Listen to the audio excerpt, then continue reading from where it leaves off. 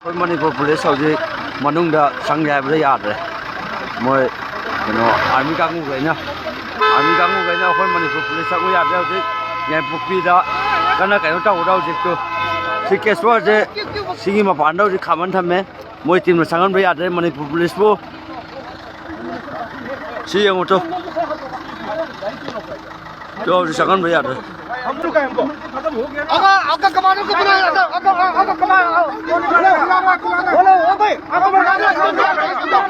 ये देख सी गाड़ी फजल है तो सी फजल है तो सी फजल है सी हौजी संग याबदे यादरे अखोय मणिपुर पुलिस जाओ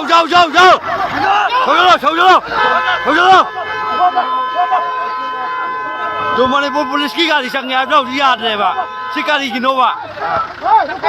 मोय थिंगली गाड़ी की नोवा से हौजलो मोय गाड़ी लो छोम जलो मणिपुर पुलिस की केसवा लाखो जाओ जो चंग याब रम त याद रे मोय थिंगल ले दे से गाड़ी की नोवा से शाज मोय जो सीरा थिंगल ले दे तो से गाड़ी की नोवा से अरु फोटो काट र कैमरा काट र तो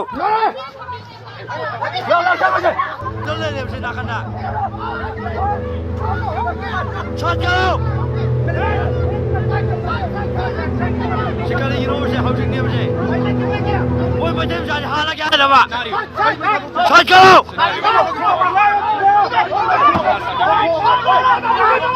ये कर नीचे दो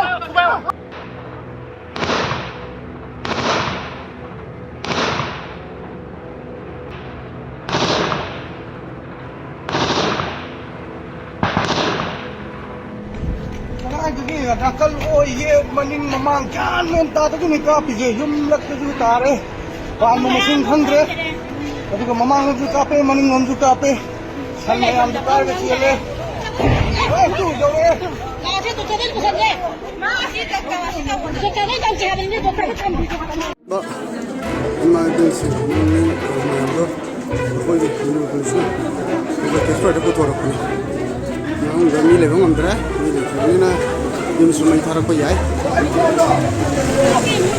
ना सारी हमना को भी हम सो है लो चलो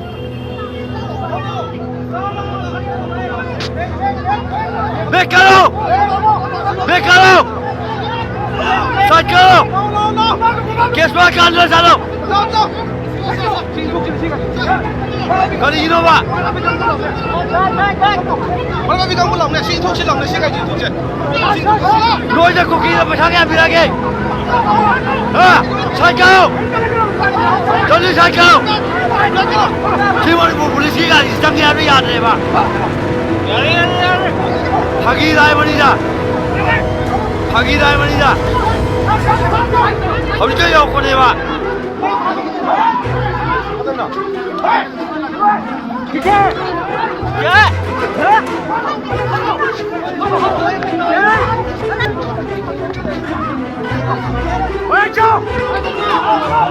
Thôi cái gì đâu vậy? Chiêng tuổi nhân này yêu vậy? Làm ai này vậy? Cái gì đâu ạ? Mỗi kiểm soát thì còn cái gì vậy?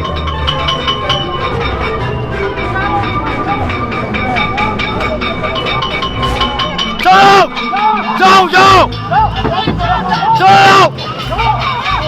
Chỉ cho ý là gì?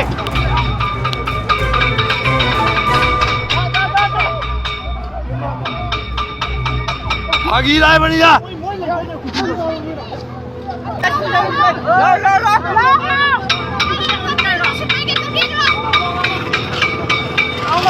संगी लो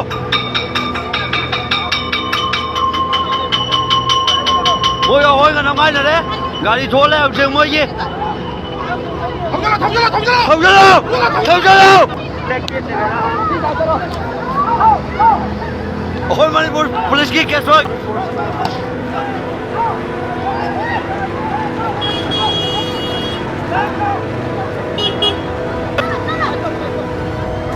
Sini hꯧji mai biên kẻ jo houji lak piro chom sai ta problem mà sao có mỗi nhà đeo houji ya cái đi ยายพวกพี่ตาเนี่ยลำไรเกียนเลยมันนุ่งเด้อถึงมวยกันโน่เลยเว้ยมวยนงไปกับตัวไปจ้ะดูเราเนี่ยนงมันมาลูกแกกับมาเก